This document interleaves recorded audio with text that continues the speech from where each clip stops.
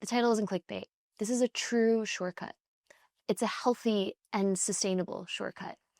But it's the kind of shortcut that you see on a map that you question, is that really a road?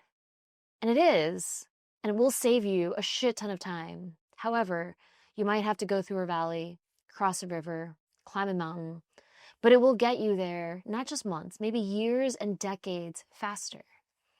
But it's a shortcut not because it's some secret sauce. It's a shortcut because most people won't take it. And if you take it, you will save those years and decades of pain, of deep suffering, of mental anguish, of lost time. But the reason people don't do it is because it's fucking hard. Just like that road that you don't want to take because you might end up with cuts and bruises along the way. But I guarantee you, taking the other path is going to take you years longer. And the answer is, and I'll walk it back from the answer, but the answer, as in the shortcut, is to accept and love yourself exactly as you are. That's it. It is to truly, wholly, completely love and accept yourself exactly as you are. And it doesn't mean you don't evolve. It just means that at every stage of what and who and how you are, you accept and love that person in every iteration. And I'll walk it back from there because, as simple as that sounds, it is extremely hard for most people in our society, especially in overachieving, capitalist-driven, consumption-driven Western societies. Actually, now at this point, it's not even Western. It's just consumerist, achievement-driven, productivity-driven societies. And it is something that starts often from such a young age. We don't even realize it. We don't even realize all the ways in which we do not love and accept ourselves. The problem that loving and accepting yourself solves is the fear of rejection. So the thing that people experience more, like I said, self-love and acceptance is the answer. The problem, the solution to the problem of the fear of rejection. And it doesn't matter how successful you are, it doesn't matter how wealthy you are, it doesn't matter how high and established your status is. Every single person fears rejection. And once you have your baseline survival needs met, which is a lot of us in these capitalist, consumerist, productivity-driven societies, is the fear that we will be ostracized, we will be kicked out of the group, whatever the group is. Because we're deeply, deeply animalistic at the end of the day. Our wiring is fucking archaic. So past survival, yes, there's all this other stuff you can do, build incredible things, make a shit ton of money, self-actualize, but our core wiring, past physiological survival, is still around whether we are socially accepted, even if it's by just our small group of people that we love and care about. And so the fear of rejection is what then drives our fear of not feeling worthy and enough. And I will tell you, every single person, this is not necessarily a shortcut in and of itself, but this is a hint. This is a key. This is an unlock for every single person that wonders, why is my shit so hard? I will just tell you, every single person's shit is exactly the same. This is talking to hundreds of people about their shit, their search for meaning and purpose in this life. Every single person's shit is the same. The nuances are different. Yes, it's unique in terms of circumstances, but the core is the same. And it is that we are afraid of the pain of feeling unworthy. Because the outcome is rejection, ostracization, being kicked out. But the precursor to that fear, that's like the ultimate action, being rejected. But the precursor to that because we try to avoid the rejection, we try to avoid the pain of that final quote, quote, outcome of being kicked out, is, are we enough? Are we worthy? Are we good enough? Are we accepted as we are? Can we be ourselves? And we start to do all these things preemptively to avoid all these things that we can see down the line, ultimately of which is rejection. But the reason why self-love and self-acceptance is the antidote, is the shortcut, is because if you have that, you do not fear rejection. And I don't mean in a like ever sense. It's not that it never crosses your mind. It's that when you register it, it does not then drive your behavior. You can register it and you can be like, oh, right now I'm like, ooh, I'm worried that I'm going to get some rejection here. But you don't shy away from it, because at the end of the day, you love and accept yourself. You don't need other people to love and accept you so that you can love and accept yourself. You love and accept yourself. So that ultimately, even when the fear arises of rejection, being ostracized, kicked out, this rises above it. Because this, the self-love, the self-acceptance, can calm the fear of rejection down. And you don't do all these like other things of like, okay, well, I fear rejection. I have to make sure that I'm like good enough. Make sure that I'm accepted. Make sure that I do the things that please people. Make sure that I don't upset anyone. Make sure that I do the things that I know that people will validate, that people will award, people will find to be good, worthy, honorable, whatever, successful, whatever the realm of, good is, however you define it. Whether it's, and this is true of your personal life, your professional life, your family life, your love life, it is true of all of it.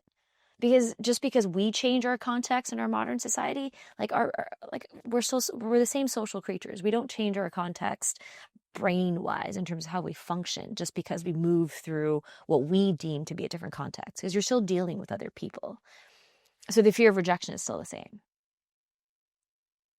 And then we start to like add all these mitigating behaviors. Well, we don't want to be rejected. So how do we make sure we're not rejected? We make sure we fit whatever definition we've like framed in our brains or filters we've set in our heads about what will make sure we stay in that safe realm of acceptance, of being valued, of feeling like people like us, of being awarded or told that you're good and whatever the fuck else you're told. That's safety. We stay in the safe space. But the more you try and stay in the safe space, the more you avoid things, because you're trying to ensure safety rather than build courage, build fearlessness in the face of uncertainty, of unpredictability, of who the fuck knows what's going to happen, but I'm going to face it anyway. Of I may be rejected, but I'm going to go do the thing anyway. Because when we operate from a place of let's maintain safety, it's restrictive. It's not about exposing ourselves to the full breadth of life. And some people might be like, oh, but I don't fear rejection in these ways. I'm like, cool. But fundamentally, are you able to say that you don't fear rejection as a human? You might not fear rejection as the business person that you are, because you're like, I've done this so long. I know what I'm doing here. Or you may not fear rejection within the skill that you've become an expert at because you've done it so many times. Or you may not fear rejection in your, family because you know they'll love you. But that doesn't mean that you fundamentally do not fear rejection in every realm of life. What would it be like if you could not fear rejection in all the realms? That there aren't spaces where you've built up a certain amount of ego, success, status, accomplishment, that you're like, oh fuck, now I have so much higher to fall. I have so much more to lose. Because rejection can evolve. It doesn't stay static. How you feel rejected can evolve over time depending on your circumstances. And so I listened. I can't, I get so fucking frustrated with this because in not a way that I'm frustrated with individuals, but rather the general challenge in our society of how much we chase a false premise of not only success, but like who we think we need to be in order to not be rejected. That's what most successful people are chasing. Not that they're not chasing other things, right? Could be passion that also drives it. Could be fear of, like not having enough money because they grew up poor. Like there could be a whole bunch of other things that drive it. But at the end of the day, it's all about us not feeling safe, whether physiologically, financially, or mentally and emotionally. And the shortcut is if only people would just go into working on their shit. Working on your unique combination of shit that fuels your fear of rejection, that keeps you from loving yourself and accepting yourself, that keeps you from feeling like you are good enough exactly as you are, is like, it causes me pain. Like when I listen to interviews of people talking about this just happened today, and why this is top of mind.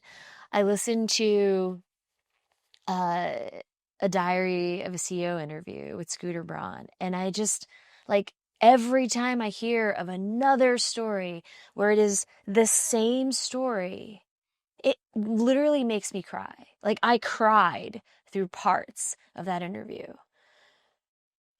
because I'm a deeply empathetic person and I feel like very connected to people's pain, but also because the reason I care so much about this is because it reminds me of my mother and my experience with her and the pain that I felt by proxy of her not dealing with her shit and trying to maintain this space of safety that caused so much pain for me. And so my like tears are connected to that person's pain because in their words, I hear my own pain because we're all interconnected at the end of the day. And I can see like resonance across various people, various experiences, even if I've never met these people, even if we may never ever speak. But like their pain brings me such deep pain.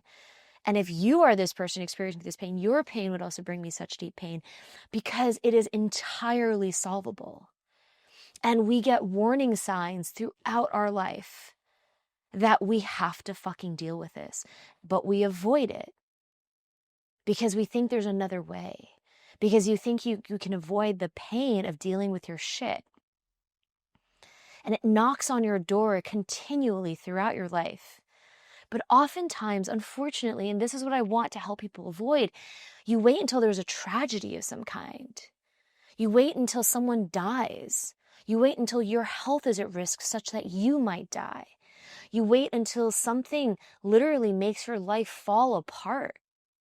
Whether it is a loss of a job and you're fired or laid off, whether it is your business collapsing, or whether there's some major crisis that threatens everything, like about your security in your financial, like in your financial security, whether it is someone in your personal life is threatened or at risk, whether it's because you then suddenly risk losing something that was deeply important to you, except you didn't invest in it at all, whether it's the love of your life, whether it's your family, whether it's your kid, a relationship with your kid.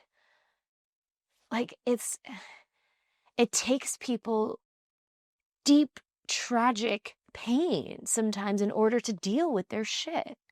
Their shit of not loving themselves, their shit of not accepting themselves because they worry about feeling of being rejected in other ways.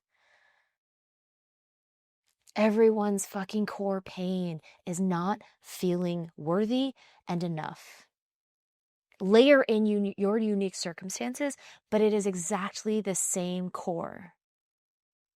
And that drive, it's really our fear of rejection. And because we anticipate rejection, we don't want to be rejected. We worry that we're not enough. And we try to do all these things. We try to be perfect. We try to please others. We try to give other people exactly what they want. We don't address ourselves because we're like, well, if we sacrifice ourselves, if we do what other people want, if we show how good we are, we won't be exposed. That they'll realize how good we are, that we won't be rejected, because we try to mitigate being rejected. But we don't have to fear being rejected if you do not self-reject first. If you wholly create a home for yourself. If you accept the person that you are and learn to love that person with all of your flaws and your weaknesses, it does not mean you are perfect. It just simply means you love and accept yourself. That's all it means. Because if you do that, you are not rejecting yourself. Because our concern of other people rejecting us is a reflection of our own thoughts about all the ways we are not good enough in our own eyes. In our own eyes about why we can be rejected. It's our reasoning justifying other people's potential to reject us. And because we believe it in our brains, we're like, well, of course other people, if they knew this, if they knew these things about us, of course they would reject us.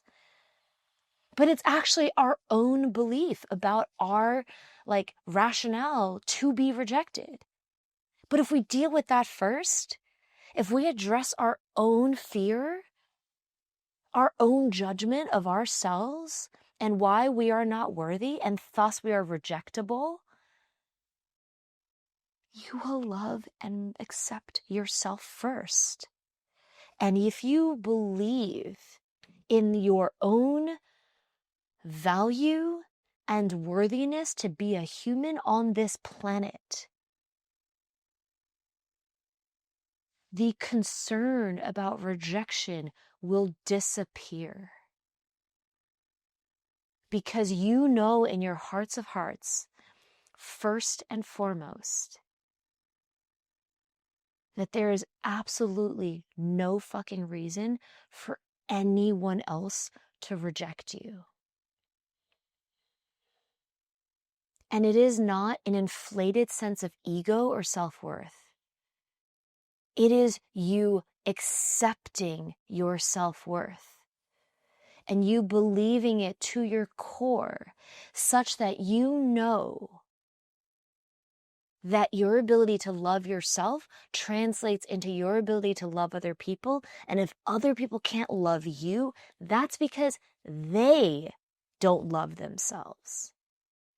And if we root our understanding of the human experience in love and acceptance of ourselves and each other's as the baseline, as the starting point, as the foundation, then we would realize that there's no value in rejection. And that anyone or any group that chooses rejection as a means to decide whether someone else is worthy, that is a lesser than approach to life. Because there is plenty of love and acceptance to go around. And if people need to resort to rejection, then they are not operating from the baseline that there is enough love and acceptance to go around. But you are. You will. And once you operate from a baseline that you are worthy and enough exactly as you are with all of your flaws, you will be a fucking better human to yourself and everyone around you.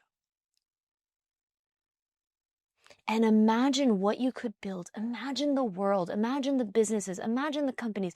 Imagine the value. Imagine the impact. Imagine the organizations. Imagine whatever you want to build. Imagine what you could build from a place of love and acceptance from a premise that every single person is worthy and enough, what you could build from that premise, rather than one where everyone has to prove their worth. Because that's how we understand humans when they arrive here. No baby has to prove their fucking worth. Except somehow they suddenly do. We change it. I don't know when that happens. And for each individual, they experience it at a different point in life. But at some point, you are no longer loved and accepted exactly as you are. You need to start proving yourself. Whether it's through your grades, actually before that, through your behavior, through your ability to listen to directions, from then your grades, so on and so forth, to then the jobs that you get, that's the promotions that you get, the accolades you get at work, the awards, the achievements.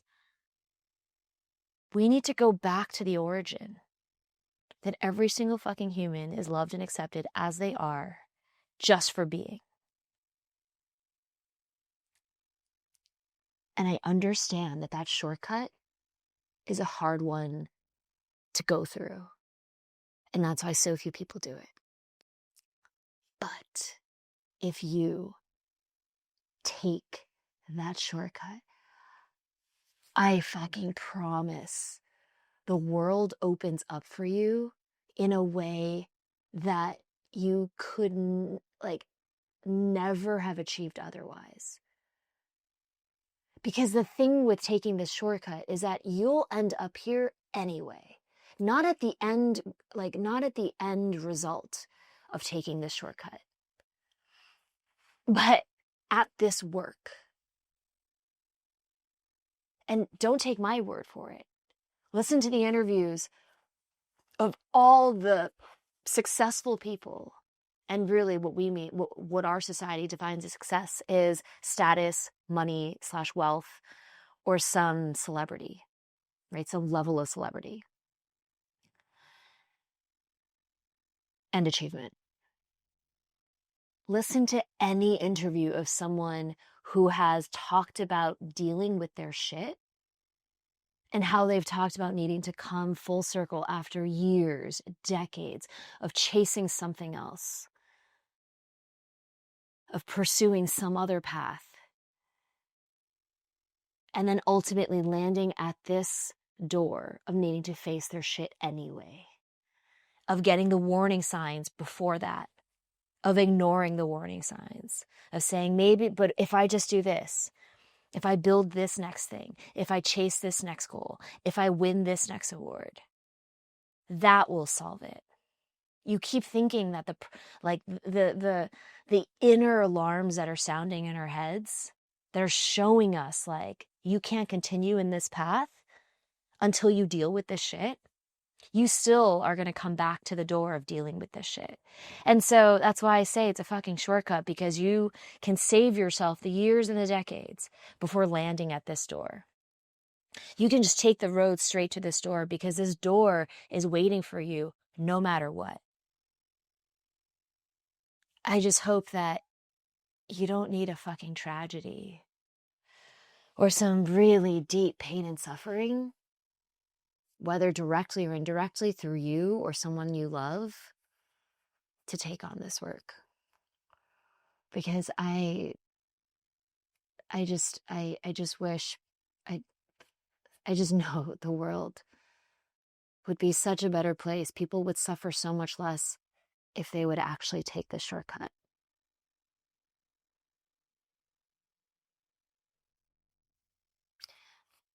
And I can offer you all these ways that I can help you with this shortcut. But it's really only going to make sense for a very small group of people. It's only going to make sense for the people who are brave enough to want to go through that door, to go through the valley, cross the river, climb the mountain, and get cut and scraped along the way. But if you want the help, I'm hesitating only because I'm just like, so few people are going to take me up on this. And it's totally free. But if you want the help, I'm available for free every single week.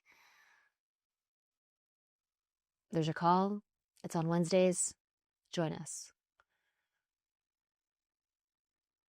We can talk about how you can take this shortcut. And I just wish more people would take me up on it. I really do. Because there'd be so much less pain and suffering in your experience and the people around you if you just start dealing with this today. And if it's not me, find someone else. I don't care if it's me or not. It's just, there's so much suffering in this world from people who actually don't need to be suffering this, who are actually some of the most well off in our society. And that could be by wealth, resources, comfort. When there's real fucking pain in this world, where people are suffering from poverty, lack of water and food, war, famine, genocide, and we're like, most of the people that I'm thinking of are in the comfort of their homes, just struggling existentially in their head about their shit. So let's build a world of more service and more contribution. And to me, what I can contribute is to help people who are stuck in their heads start to deal with their shit so you can serve and you can contribute and you can make a bigger difference in this world and you can have an impact so that you're not on your deathbed wondering like what I contributed to this world. For those of you that worry about a legacy, that you're not wasting your time stuck in your head and trying to avoid dealing with your shit. So if you want to walk through that door, join our call. It's every Wednesday, currently weekly, and it's totally free.